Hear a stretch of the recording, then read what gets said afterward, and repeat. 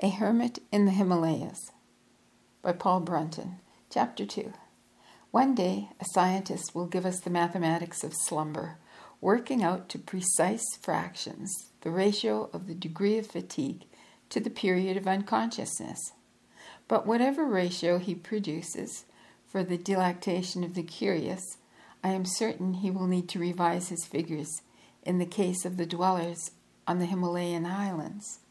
For both of us, awake after a briefer sleep than we normally enjoy, yet more refreshed and more vital than before, it may be that the clean, crisp air, when inhaled, assists the body to restore its worn-out functions more rapidly than under other conditions.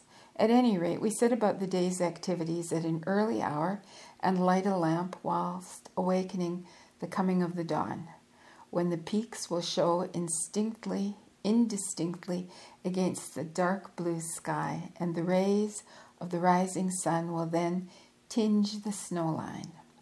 I wander through the bungalow. It is a simple, elementary furnished place, as befits a lonely abode on the mountains. 3 sets of double doors open into my room, one leading from the dining room, another to the bathroom.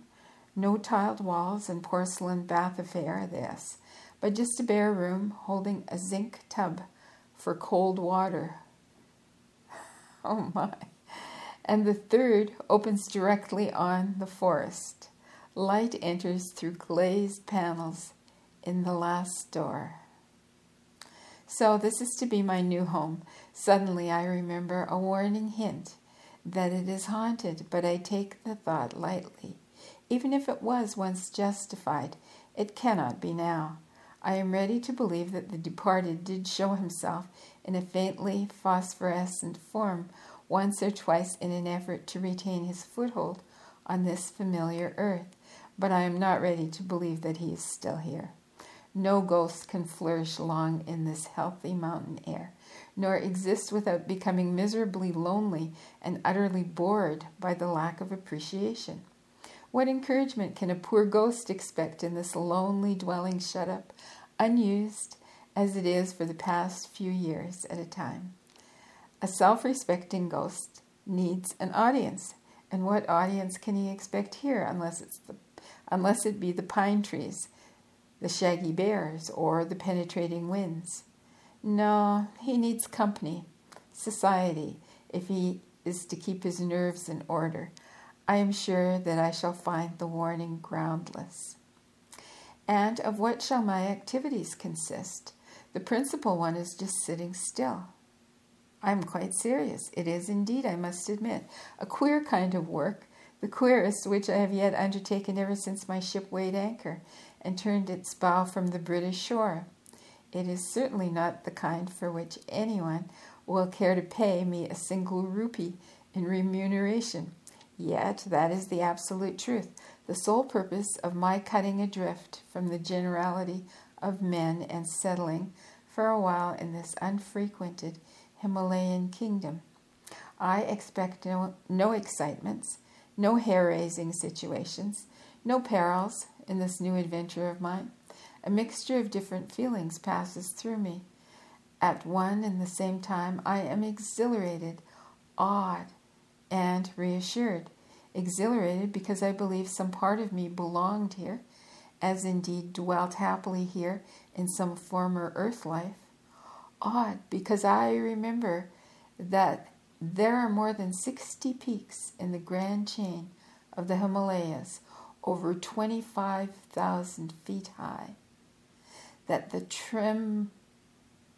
tremendous roll of the staccato thunderstorms and the restless flickering of bluish lightning constantly disturb these snow-capped gods standing in icy detachment from the human world.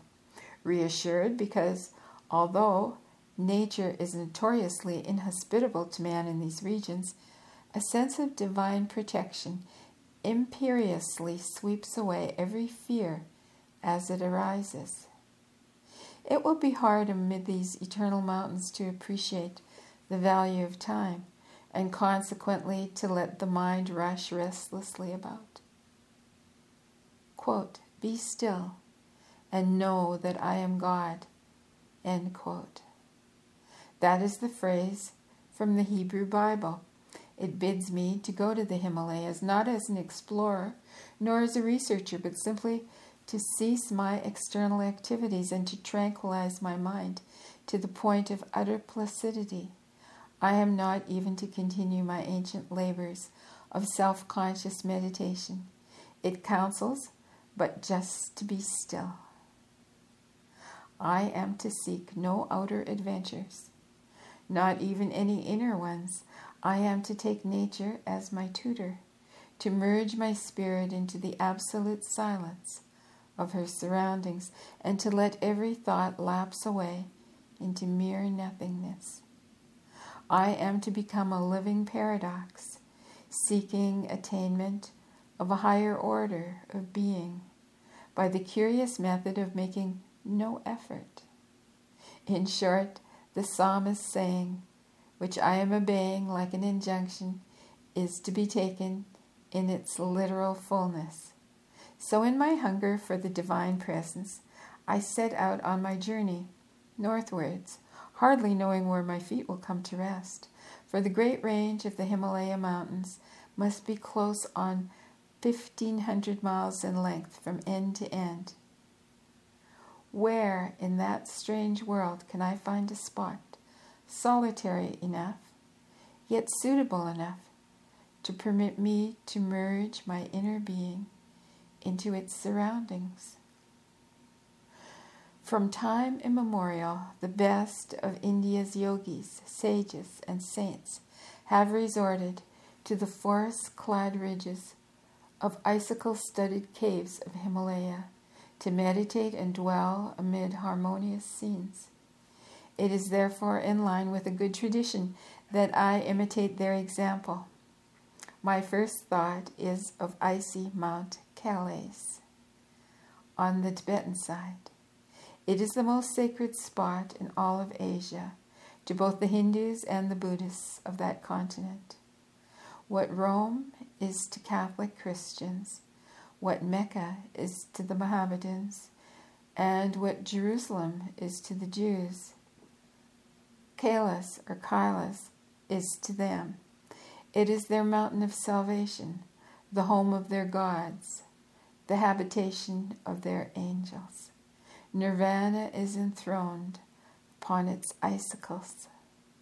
I know that this is no mere supposition on their part, for there are profound esoteric reasons for its support. Has our fancy grown so poor and narrow that it can give no place in life and no space in the world for the old gods? Is Mount Olympus but a barren, deserted spot to us, which was so well peopled to ancient men? The gods change their names with peoples, but not themselves. Moreover, it has been recommended by the Buddha himself to his disciples as a spot worthy of being chosen by those who want to meditate and attain nirvana. Just as the cloud-capped top of Olympus bid the Hellenic gods from profane eyes, hid the Hellenic gods from profane eyes, so the ice-strewn top of Kailas is believed to hide the spirits of departed Buddhas. The Tibetans name it Kang Rinpoche, Kang Rinpoche, the ice jewel.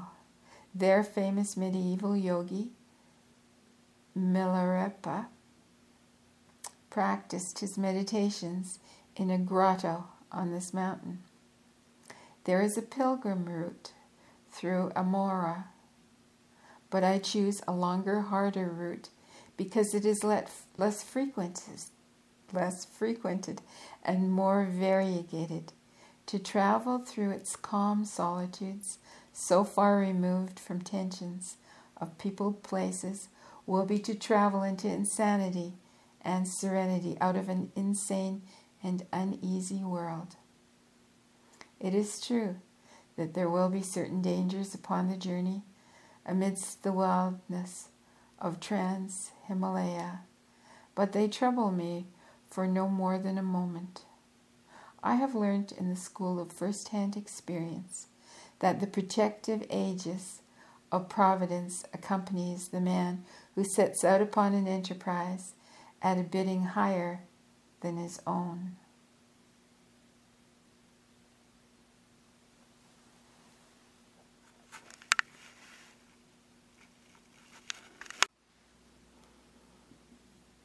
A Hermit in the Himalayas by Paul Brunton, Chapter 2. Kailas becomes my Canaan, my land of promise. But in New Delhi, where the red tapes of the central government meet and are tied into an orderly unity, I discover that I shall not be permitted to cross the Tibetan frontier. Mount Kailas is far too sacred to the Tibetans to allow infidel Europeans to visit it, and under some article of the Treaty of 1908, the British have guaranteed that they will withhold the grant of such permission from Europeans desirous of violating its sanctity by their presence. Time is precious. I appeal to the Viceroy.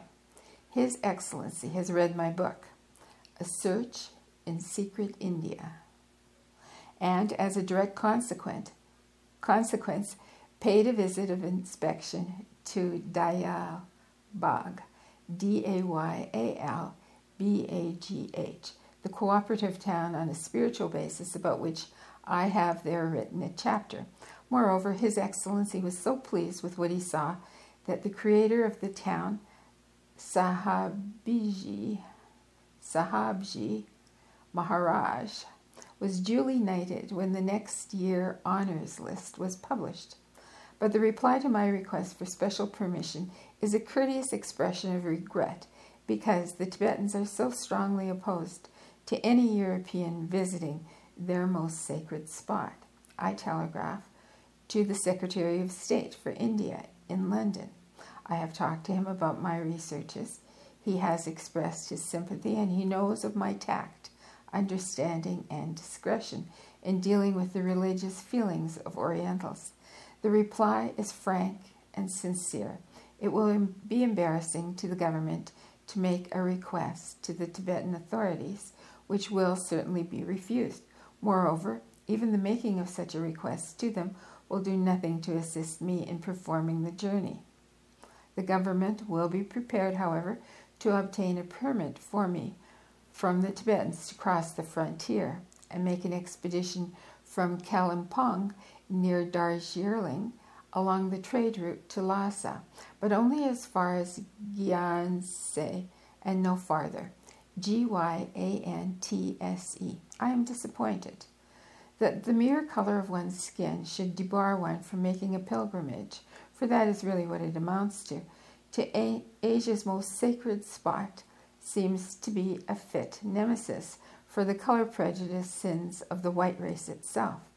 I know more about Buddhism than most Tibetans themselves, for I have studied it long and deeply under one of the most learned and spiritually advanced Buddhist priests. Yet I am to be classed as an infidel because my skin happens to be white, and theirs yellow. The permit to travel as far as Gyanse is useless to me. Gyanse lies well inside Tibet and is an important town for the Tibetan traders who come down from Lhasa to India. It is in east central Tibet, whereas Mount Kailas is in the western part of the country. But I am neither trader nor nor geographer. But I am neither trader nor geographer. I do not want to go to Tibet merely to see a few sheepskin-clad traders and a few sleepy, beflagged monasteries. I have a higher purpose than that. And Kailas lies at its very core. My time, which is part of my life, must now be utilized for the sake of that purpose and no other. I telegraph my news to a yogi friend who has already been to Mount Kailas.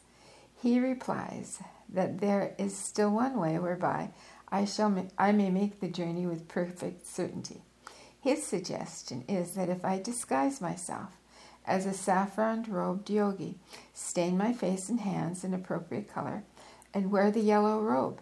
He will himself arrange the rest and accompany me throughout the journey. He guarantees to get me safely across the frontier into Tibet and as far as Mount Kailas, and as he has friends along the route.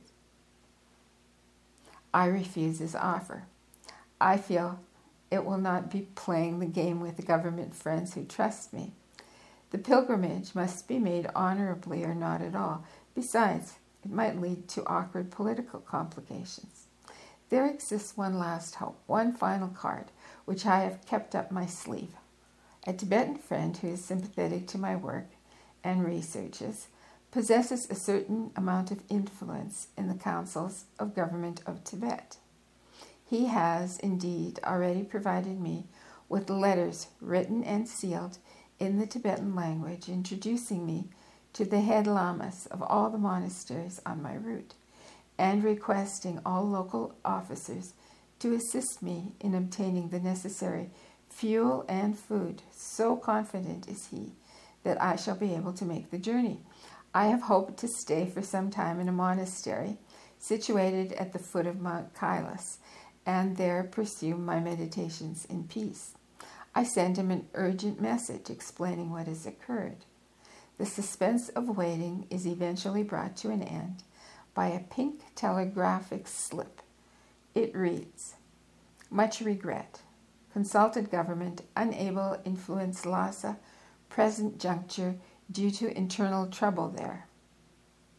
I accept the words as the fixed fiat of destiny. Mount Kailas is within you, my master has said cryptically a day or two before my departure. Does he know that I shall not reach it? Thenceforward, the white cone of Mount Kailas recedes from my objective, and I turn my head in another direction. My acceptance is a sensible, if helpless one. For destiny has truly prepared a special place for my meditations, and when I search the long, rugged line of the Himalayas on the map and let my finger rest on the kingdom of Tehri Garhwal, Tehri-Garhwal, where India's sacred river, the Ganges, takes its rise, I feel, as by inspiration, that here must be my substitute for Mount Kailas. Between the hot plains of British India and the frozen plateau of Tibet lie a chain of states almost entirely enclosed within the natural boundaries of the great Himalayas. These include Bhutan, Sikkim, Nepal, and Tehri Garhwal. Few white men visit them, for apart from the lonely, wild, and extremely mountainous character of these countries, there are barriers which tend to keep Europeans away. Nepal is almost an entirely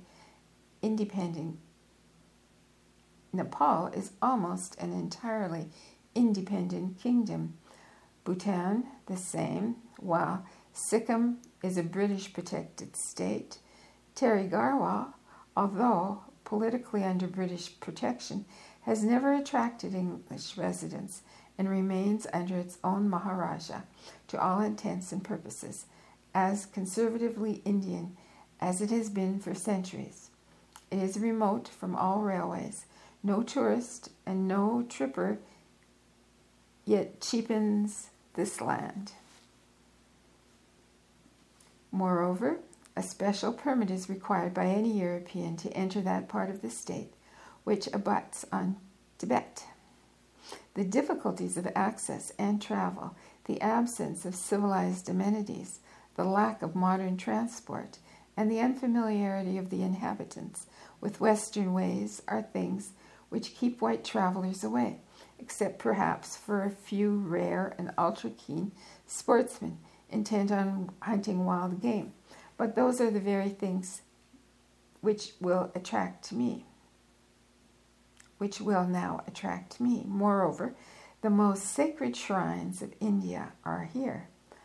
Many stories of the deities, sages, and yogis who have lived in this secluded kingdom have come down from the mists of tradition. Here, if anywhere, I may find a fit spot for my meditations, for it is set amid the world's grandest scenery. The cold gray shade that precedes the sun's rising has disappeared. Dawn has spread over the east like a pinkish pearl. When the music of twittering, chirping, singing, and jubilant birds, excited over the event, has somewhat subsided, I get the bags opened. What a varied mass of things have been jammed and welded together. It is really wonderful how much can be stowed away inside a military patterned kit bag. Suits, shoes, shirts, food, papers, lamps, and what not disappear into an eyelidded, yawning mouth, into its voluminous stomach, and still it asks for more. Next, I set forth to explore the environment, to make myself more familiar with it, and to select a spot where the onerous task of doing nothing in particular might suitably be undertaken. Here I am at last perched on top of a narrow ridge, the dividing barrier between two deep valleys. My first view is of the forest. My second is of the snows. It is a striking and yet superb scene. My bedroom possesses a back door which opens out to the northeast and to the site of the grandest heights on the globe. There, above the tops of the fir and the deodar trees, which literally grow within a few inches of the door and which are rooted down below on the mountainside, the long and rugged barrier of snow-covered peaks and pinnacles which separates Terry State from Tibet towers high above the whole countryside. Some of these slopes are too steep even to afford hold of the snows, and these show gray against the prevailing white. A veritable conflagration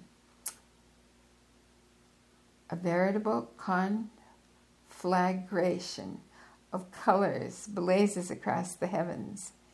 In the slanting rays of the early sun, the sky colors reflect themselves in the snows, which assume a delicate rosy tint.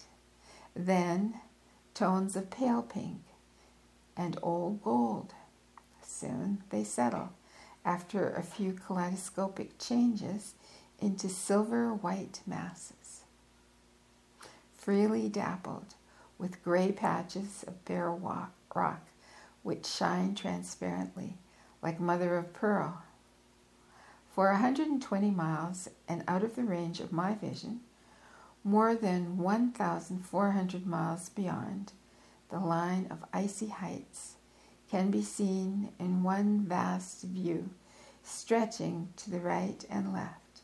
It runs in my sight from the Barangati Pass at 16,000 feet in the north all the way to Nanda Devi at 25,000 feet in the east, where it finally closes. Nanda Devi itself towers to an incredible height over all the other peaks like a monstrous church steeple. Here is a solid wall of granite, the loftiest upon this planet, reinforced by a casing of snow and ice, hundreds of feet thick, presenting such a formidable face to the beholders that one understands readily why the world lets Tibet alone.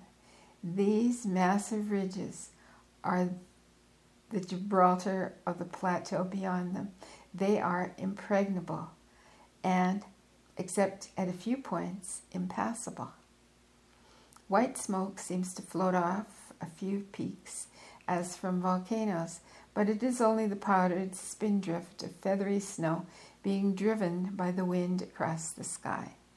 Jetting up out of the irregular whitish line, I see at once several immensely high summits which crown the range. Nothing much lives, nothing much can live at their exalted altitudes. Nature has set them like proud monarchs upon their white thrones, No plebeian creature of the animal or human species dare approach and make its home in that regal though sterile domain, save in its valleys, for their snowy heads rise 20,000 feet and more boldly above the sea line, and they have been generously given to this territory. In the northeast, no less than a group of such giants are clustered together near Gangotri, where the sacred Ganges finds its glacial source. Closer to me is Bandarpunch, another 20,000 feet giant, west of which rises a second of India's mighty rivers, the Jumna. The sacred sun-kissed peaks of Badrinath,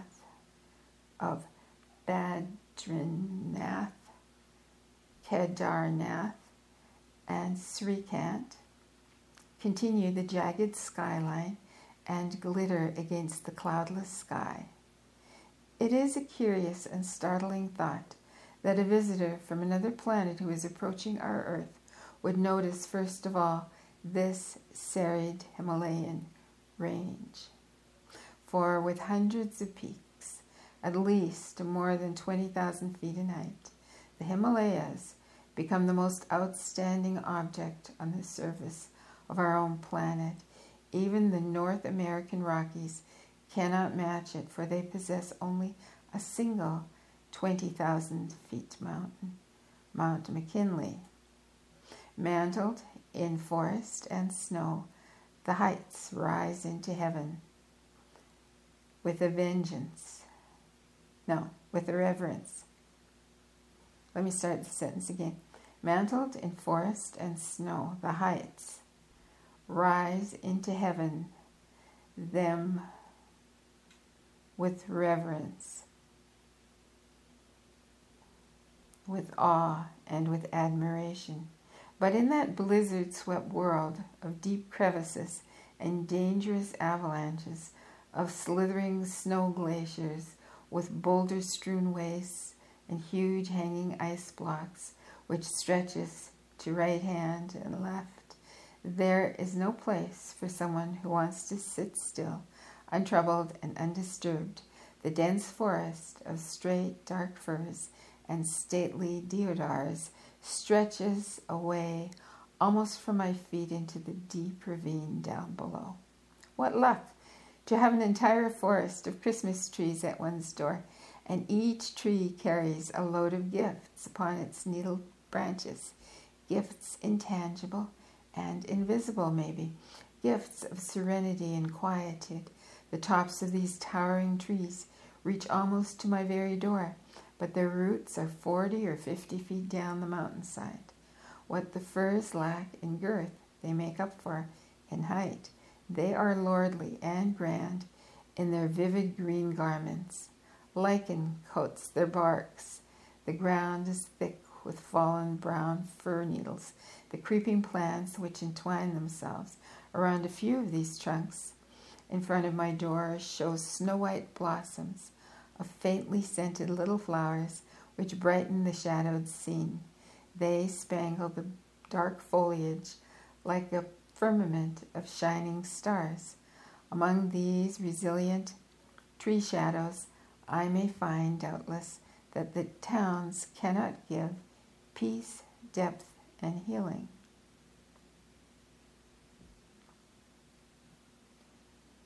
Let me read that sentence again. They spangle the dark foliage like a firmament of shining stars.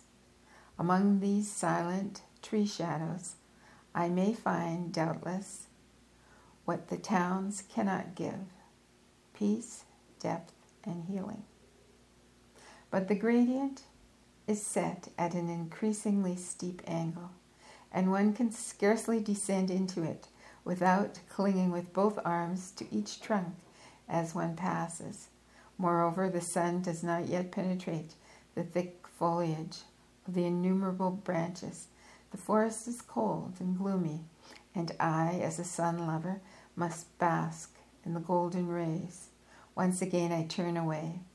These forests in the kingdom of Tehri, Tehri, provide almost the sole income of the state, so little land being fit for cultivation. They are therefore the state's most valuable possession, and the lumber that is hewn out of them is floated down the rivers during the monsoon rains into British-ruled India for sale to the railways. Forest inspection officers travel on circuit to supervise this property in order that they may have some decent shelter and proper accommodation during their circuit. Bungalows have been built in lonely parts. Such a bungalow is the one that I now occupy, through the courtesy of the state authorities. An officer is unlikely to use it more than 2 or 3 times during the entire year, and then only for a night or 2 of his travels. Leaving the door, I walk in the cool, crisp air around the bungalow. The narrow ridge on which it stands continues its eastward way for half a mile beyond the clearing, and then rises abruptly into a 700-foot hillock, part of which is bare and stony and the other part freely dotted with small trees. That hillock does not attract me either. I proceed to the edge of the bluff, overlooking what I thought last night to be a gorge lying behind the bungalow. I peer down and I discover that it is really an intense natural basin of terrifying depth. To slither over the side into vacancy is an easy matter, yet it is singularly beautiful. I feel pleased that my new home should overlook a scene of such grandeur. The declivity is covered with thick deodar forest, almost down to the bottom. It is the meeting place of 2 dark Scotch-looking glens, whose precipitous sides here widen out to form a circular valley large enough to hold a great peak, should nature in a whimsical fit decide to drop one hereabouts. Thick, dark green forests alternate with brown and purple stretches of bare granite scattered upon its sides. Ridge upon ridge rises in magnificent parallel terraced formation along the eastern side, like gigantic battlements built to repel intrusive man, while tangled hillocks and scarped spurs, more thinly afforested, form the western boundary. Gazing down into the deep and vast gorge-like hollow, and letting my eyes rest on its wild, rugged slopes, I realize that I need not search farther. Somewhere around this mountain ring bowl, I shall surely find the ideal spot for my meditations. A few strokes with a woodman's knife, and I convert a fallen 5-foot piece of pine into a stout and excellent alpine hill stick. The secret lies in sharpening the end, not into an exact point, but into a shape of a boat keel. Then the final phase of my quest is entered, making my way with slow caution up a hillock on the western side, for the climbing of its slippery slope requires a little care, and then clambering over some rocks stuck into a precipitous face, I gradually round the hollow and pass through a clump of mossy sycamores. The aromatic odor of some mint growing by the wayside reaches me. I halt, bend down, and inhale this pleasant air. At last, I attain the summit. Here, to my astonishment, I find the place freely carpeted with dead autumn leaves.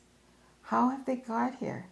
Has some Himalayan whirlwind blown them hundreds of feet into the air and then deliberately deposited them here? At any rate, these leaves provide a magnificent natural carpet for the hilltop, one which is as comfortable as the thickly woven handmade Mirzapur, and certainly not a whit less artistic.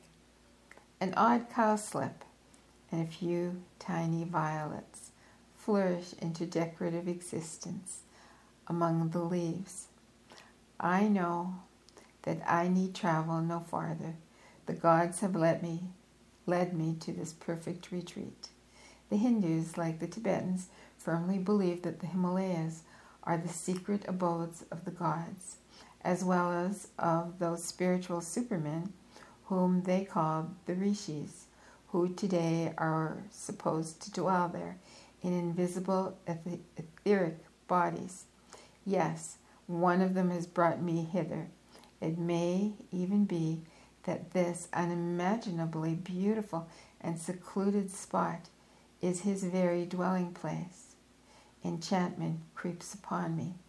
It is a fact that the broad mountains of this kingdom of Teri are holy precincts.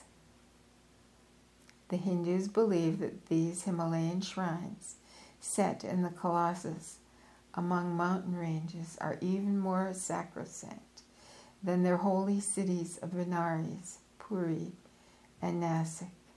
Shiva and Krishna and all the other deities have moved here, and something of the spell which they exerted on former men lives on. Here then is my entrancing brown and emerald